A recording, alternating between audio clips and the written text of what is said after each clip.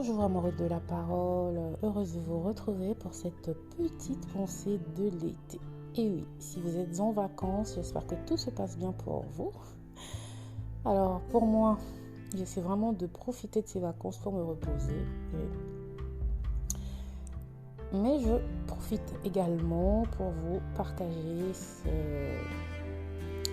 ce petit podcast aujourd'hui sur la symbolique des couleurs. On a vu la dernière fois la symbolique des arbres dans la Bible, la symbolique de l'eau, et c'est toujours intéressant de s'intéresser à la symbolique de certaines choses de la Bible, notamment parce que cela va nous aider à comprendre nos rêves. Donc si vous rêvez beaucoup et que parfois vous ne savez pas trop ce que signifient vos rêves, il arrive que vous fassiez un rêve dans lequel vous vous focalisez particulièrement sur des couleurs. Vous vous rappelez particulièrement la couleur d'un habit que vous portiez ou la couleur de l'habit d'un autre personnage, ou ça peut être la couleur d'un objet. Ça peut être différentes choses. Et si vous vous penchez sur la Bible, vous pouvez peut-être essayer de comprendre ce que Dieu essaie de vous dire au travers de ces couleurs dans vos rêves. Donc, prenez par exemple le blanc. On va juste parler de trois couleurs, le bleu, le blanc, le rouge. Donc, je commence par le blanc. Je ne vais pas faire toutes les couleurs, mais c'est toujours... ce sont les couleurs les plus présentes, en tout cas dans la Bible, il me semble. Donc, vous avez le blanc.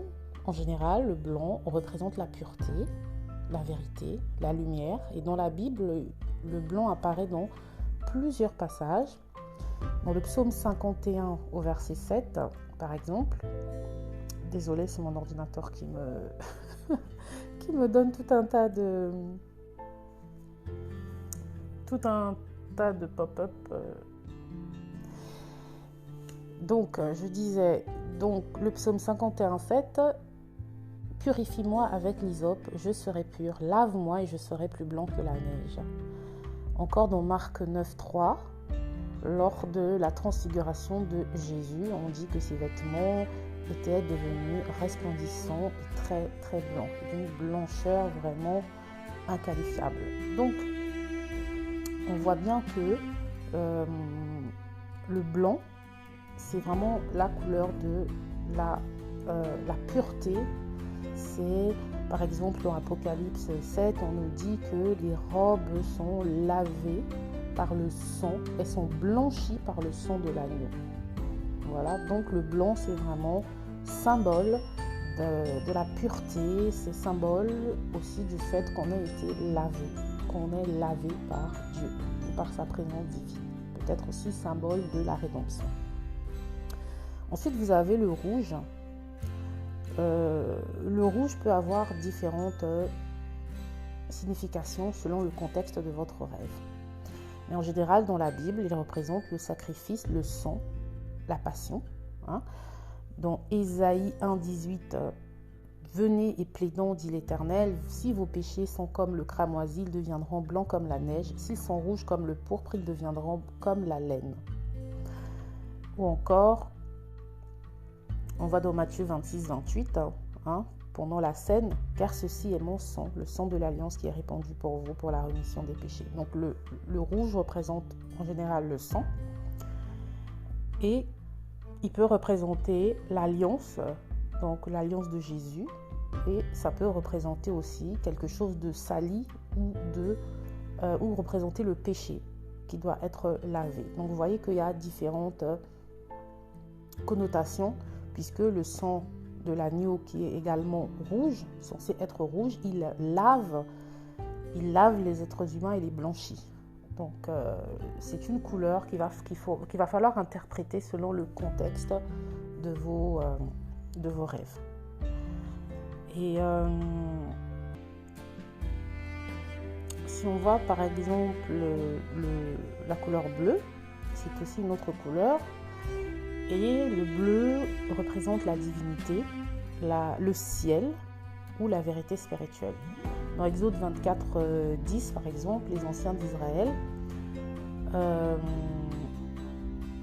il il est écrit, ils voient Dieu et ils virent le Dieu d'Israël et sous ses pieds comme un ouvrage de saphir transparent et comme le ciel lui-même pour la pureté.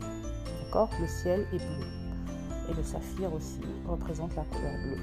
Dans Ézéchiel 1,26, au-dessus du ciel qui était sur leur tête, il y avait quelque chose de semblable à une pierre de saphir. Donc toujours encore le saphir qui représente la couleur bleue.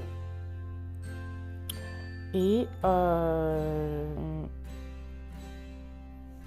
on se rappellera également que dans l'Ancien Testament, les Hébreux portaient à la frange de leurs vêtements un petit ruban bleu.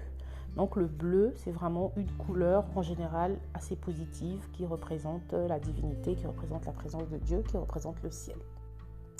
Donc voilà, vous pouvez encore creuser comme ça dans les Écritures différentes symboliques des couleurs. Vous avez différentes couleurs, vous pouvez essayer de rechercher le vert, peut-être le jaune, je ne sais pas. Vous avez beaucoup d'outils aujourd'hui qui vont vous permettre de faire des recherches beaucoup plus rapidement. Vous n'êtes pas obligé de prendre votre Bible et de rechercher manuellement toutes les couleurs que vous trouverez dans la Bible. Vous avez aujourd'hui des outils qui vous permettent de faire des recherches par couleur. Vous pouvez aussi aller sur Internet. D'autres personnes ont sûrement réfléchi sur le sujet.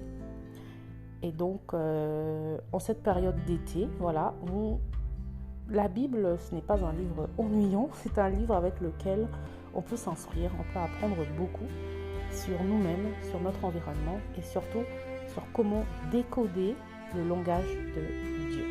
Voilà, merci, c'est tout pour aujourd'hui. C'était très court, mais en tout cas, je vous souhaite de bonnes vacances et on se retrouve en septembre, sauf si avant ça, j'ai une autre pensée, mais voilà.